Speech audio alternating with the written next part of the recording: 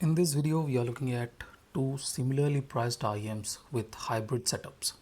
The first one I have with me is the Rose Technics QT X, and I would like to thank Arga for letting me have this for review.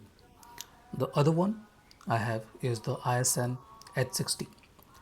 This one has two dynamic drivers and four BA drivers, while the QTX has one dynamic driver and seven BA drivers.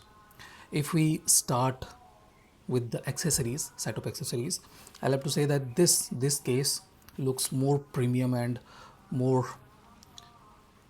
worthy than the ISN case, which is slightly less intriguing, I'll have to say, or else both are uh, good when it comes to the setup accessories, no complaints at all. But the ISN packaging is kind of bad, while the QTX packaging might not be that bad for sure. If we look into the cable, you guys can see the QTX cable has some memory issues and is not the best when it comes to behavioral attributes. It has memory issues too.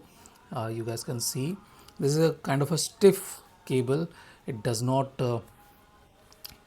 feel great while using, while the ISN cable is very supple, has barely any memory issues. You guys can see, I'll turn it all the way and you guys can see it barely has any memory issues. So it's a lot more compliant, has lesser microphonics, and isn't bouncy like the QTX cable. You guys can see it is not that bad when it comes to behavior. So yeah, that is the difference in cable. If we talk about sizes, QTX is the smaller and longer one here. I don't know how, but you guys can see QTX is much more smaller and longer, slightly longer. You guys can see slightly long. Then the H60. H60 is slightly short, but both are comfortable inside the ear. While this one sticks out a bit, H60 doesn't stick out of the ear. Comfort wise, I'll say both are very similar. None of them are uncomfortable or extra comfortable inside the ear. So, comfort wise, both are very similar.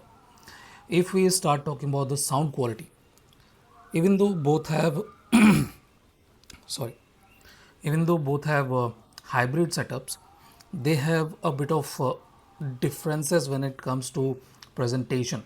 Okay, first of all, QTX has one dynamic driver while the H60 has two dynamic drivers.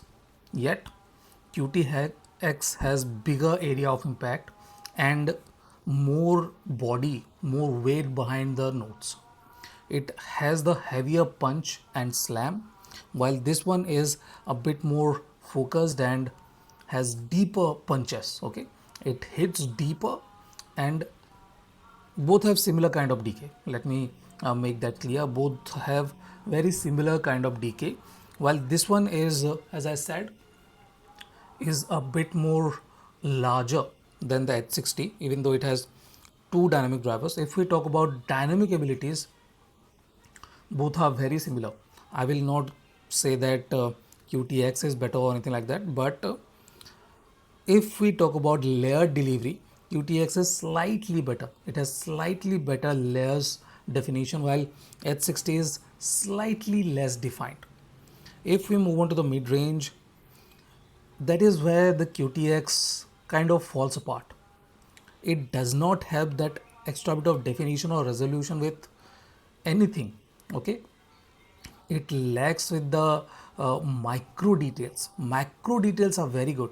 Tonality and timbre are a bit more organic, a bit more analogish on the QTX, while the H60 is very good with tonality and timbre, but is slightly more neutralish. Okay, if you want a bit more accuracy and precision, H60 is the one to get.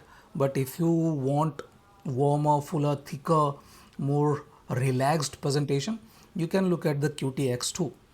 If we talk about Instruments, as I said, H60 has better clarity, better finishing definition, better resolution with the instruments, while the QTX is slightly lacking in that region. If we move on to the Treble 2, H60 is much better, has much better separation, much better layering, much better agility too. While this one is not lacking agility, it is not clean enough. What happens is that the staging of the QTX is odd.